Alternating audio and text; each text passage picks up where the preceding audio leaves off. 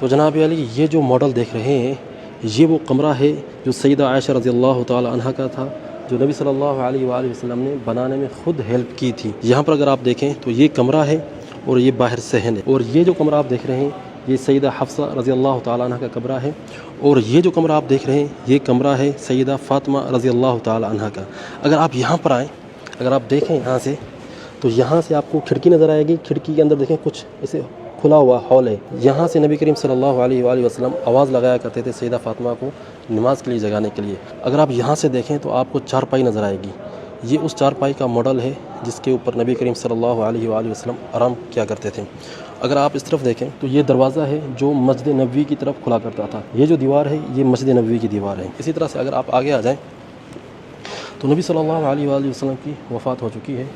آپ کے وصال کے بعد جو ہے دیکھیں تو یہ کمرہ وہی ہے، وہی نقشہ ہے، لیکن اگر آپ یہاں پر دیکھیں سیدہ فاطمہ رضی اللہ تعالی عنہ کی جو کھڑکی ہے اس کے اوپر کور چڑھا دیا گیا ہے، کیونکہ نبی صلی اللہ علیہ وسلم کی وفات کے بعد جو ہے اس کھڑکی کو کور چڑھا دیا گیا، بند کر دیا گیا۔ اگر آپ یہاں پر دیکھیں سیدہ فاطمہ رضی اللہ تعالی عنہ کی جو دیوار ہے اس کو جو ہے مکمل اینٹوں کے ساتھ بند کر دیا گیا ہے، اور اسی طرح سے جو ہے کمرہ بھی جو ہے یہ سیل کر دیا گیا ہے۔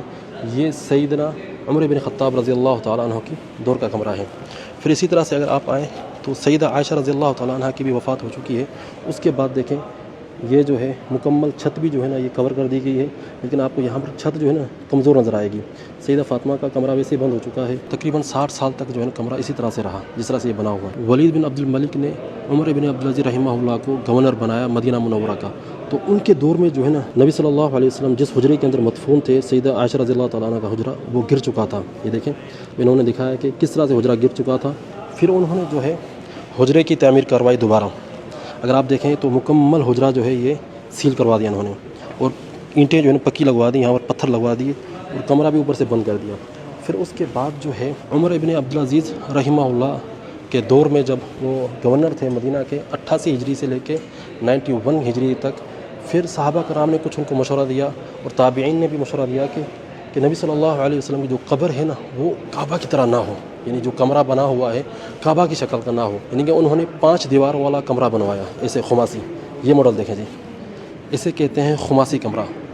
نبی صلی اللہ علیہ وسلم کے حجرے کا کمرہ جو بنایا گیا سیدنا عمر ابن عبدالعزیز رحمہ اللہ کے دور میں، دیکھیں 5 دیوار، ادھر سے اگر آپ دیکھیں یہ 1 دیوار، یہ 2، یہ 3، یہ 4، یہ 5، یعنی ٹرائنگل کی طرح، اس طرح سے ٹرائنگل کی طرح انہوں نے یہ کمرہ بنوایا۔ حجرے کا یہ ڈیزائن جو ہے تقریباً 500 سال تک چلا، 500 سال تک اسی طرح سے حجرہ رہا۔ پھر اس کے بعد دور آیا 668 ہجری کا، 668 ہجری کا یہ دور آیا۔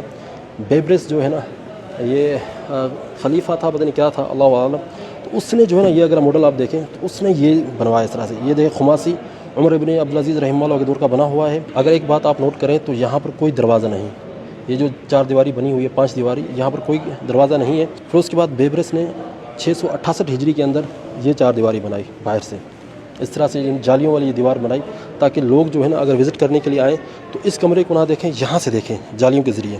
پھر دور آیا سلطان محمد قلاؤن صالحی کا، پھر اسی 4 دیواری کو جو بیبرس نے بنوائی تھی اس کو تھوڑا سا اور مزید اوپر کروایا۔ پھر اس کے بعد اس نے نئی چیز جو ایڈ کی، نبی صلی اللہ علیہ وسلم کا قبر کا جو کمرہ تھا سیدہ عائشہ کا، اس کو جو ہے نا اس نے لکڑی کا ایک گنبد بنوا دیا، ٹھیک ہے جی۔ پھر اس کے بعد ایک اگلا دور آتا ہے، یہ دور آتا ہے 881 ہجری کا۔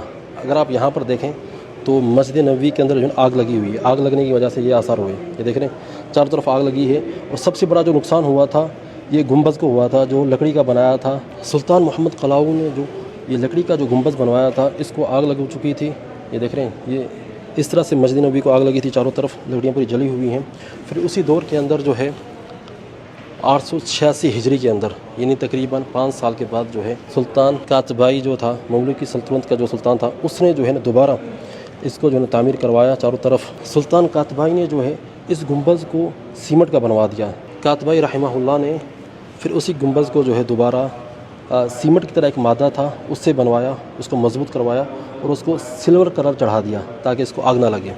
پھر سلطان قاتبائی نے دوبارہ جو ہے یہ والا گنبد بنوایا، یہ دیکھ رہے ہیں یہ وائٹ کلر کا جو گنبد ہے یہ سلطان قاتبائی نے بنوایا تھا 892 ہجری کے اندر۔ دیکھیں اس طرح سے یہ جو آج کا جو گنبد خضرا ہے یہ اس کی ماڈل کی طرح ہے، ٹھیک ہے، اسی طرح سے بنا ہوا تھا۔ پھر اس کے بعد جو ہے سلطنت عثمانیہ جب آئی 1253 ہجری کے اندر، یہ جو گنبد بنا ہوا ہے یہ سلطان قاتبائی نے بنایا تھا، وائٹ کلر اس کے اوپر جو ہے چڑھوایا تھا انہوں نے. پھر اس کے بعد اسی گنبد کی جو ہے نا دوبارہ مرمت کروائی تھی سلطان عبد الحمید نے. یہاں پر دیکھیں تو یہاں پر آپ کو گرین کلر نظر آئے گا. پہلے جو ہے وائٹ کلر تھا، پھر اس کے بعد جو ہے گرین کلر جو ہے نا یہ سلطنت عثمانیہ کے دور کے اندر جو ہے اس کو کیا گیا. پھر دوبارہ اس کی جو ہے نا مرمت کی گئی، پھر اس کو گرین کلر کیا گیا جو آج تک موجود ہے. گرین کلر کے اندر جو آج گنبد خضرا موجود ہے یہ سلطنت عثمانیہ کے دور میں بنا تھا 1253 ہجری کے اندر. اچھا جی، یہ جو کمرہ آپ دیکھ رہے ہیں یہ سیدہ عائشہ رضی اللہ تعالی عنہا کے کمرے کا یہ ماڈل ہے. اس طرح سے کمرہ ہوا کرتا تھا. اور یہ جو سریر ہے، یہ جو بیڈ ہے، یہ وہ مقام ہے جہاں پر نبی کریم صلی اللہ علیہ وآلہ وسلم آرام فرمایا کرتے تھے. آپ صلی اللہ علیہ وسلم کی وفات جو ہے اسی بیڈ والی جگہ پر ہوئی. تو یہاں پر قبر کھودی گئی اور اسی مقام پر جو ہے نبی کریم صلی اللہ علیہ وآلہ وسلم کا جو جنازہ وغیرہ جو تیار کیا گیا. اور آپ صلی اللہ علیہ وآلہ وسلم کا جو جنازہ ہے وہ جس طرح سے عام جنازے ہوتے ہیں اس طرح سے نہیں ہوا. صحابہ کرام گروپ کی شکل میں آتے نبی صلی اللہ علیہ وسلم کے پاس اور درود سلام پڑھتے اور چلے جاتے. کچھ لوگ جو ہے نا اکیلے اکیلے بھی آتے، ایک ایک کر بھی آتے، کچھ مجموعے کے طور پہ بھی آتے اور نبی صلی اللہ علیہ وسلم کے اوپر سلام پڑھ کر چلے جاتے. عام طور پہ جو جنازے ہوتے ہیں اس طرح سے کوئی بھی جنازہ نہیں ہوا نبی کریم صلی اللہ علیہ وآلہ وسلم کا. اچھا جی، پھر اس کے بعد جو ہے نبی صلی اللہ علیہ وسلم کی قبر دیکھیں تو سیدہ عائشہ رضی اللہ تعالی عنہا نبی صلی اللہ علیہ وسلم کی قبر کے ساتھ ہی رہا کرتی تھی. کہ بیڈ جو پڑا ہوا ہے سیدہ عائشہ کا، تو نبی صلی اللہ علیہ وسلم کی یہاں پر قبر تھی، سیدہ عائشہ قبر کے پاس ہی رہا کرتی تھی. پھر اس کے بعد جو ہے حضرت ابوبکر کی وفات ہوئی تو ان کی قبر بھی جو ہے نا یہیں پر بنائی گئی تھی، لیکن اس کا انہوں نے ماڈل نہیں دیا. تو تب بھی سیدہ عائشہ رضی اللہ تعالیٰ عنہ قبر کے اندر ہی رہا کرتی تھی. پھر اگر آپ یہاں پر دیکھیں تو 3 قبریں بنی ہوئی ہیں. تو یہاں پر جو ہے یہ جو قبر ہے نبی صلی اللہ علیہ وسلم کی ہے، پھر یہ قبر جو ہے حضرت ابوبکر رضی اللہ تعالیٰ عنہ کی ہے، اور یہ جو قبر ہے سیدنا عمر رضی اللہ تعالیٰ عنہ کی ہے. تو اسی طرح سے اسی ترتیب سے جو ہے تینوں قبریں ہیں. اور بیچ میں دیکھیں یہاں پر دیوار بن چکی ہے. تو سیدہ عائشہ رضی اللہ تعالیٰ عنہ پھر یہاں پر رہا کرتی تھی. سیدہ عائشہ رضی اللہ تعالیٰ عنہ کی وفات کے بعد جو ہے یہ کمرہ مکمل سیل کر دیا گیا، مکمل بند کر دیا گیا تاکہ کوئی بھی اس کمرے کے اندر انٹر نہ ہو سکے. یہ میوزیم مدینہ منورہ کے اندر موجود ہے. اگر آپ یہ میوزیم دیکھنا چاہتے ہیں تو منزلہ ٹرانسپورٹیشن آپ کو یہ سہولت مہیا کر سکتی ہے. تو ان کا واٹس ایپ نمبر آپ کے سامنے آ رہا ہے. ان کے پاس 10 سیٹر گاڑیاں ہیں اور بہت ہی زبردست ان کے پاس سروس ہے، ٹرانسپورٹ ہے، اچھی ٹرانسپورٹ ہے. تو ایئرپورٹ سے پک کرنا، زیارات مکہ ٹو مدینہ، طائف کی زیارت، مدینہ کی زیارت، ایئرپورٹ سے پک کر کے ہوٹل تک پہنچانا، یہ تمام سہولیات ان کے پاس موجود ہیں. ان کا یہ واٹس ایپ نمبر ہے، ان سے رابطہ کریں اور اپنی جرنی کو ضرور بک کریں. نبی کریم صلی اللہ علیہ وآلہ وسلم کا جو حجرہ ہے، جو سیدہ عائشہ رضی اللہ تعالیٰ عنہ کا جو حجرہ ہے جو کھولا گیا تھا لاسٹ، وہ کھولا گیا تھا 881 ہجری کے اندر. 881 ہجری سے لے کر آج تک کوئی بھی نبی کریم صلی اللہ علیہ وآلہ وسلم کی قبر کو نہیں دیکھ سکا ہے.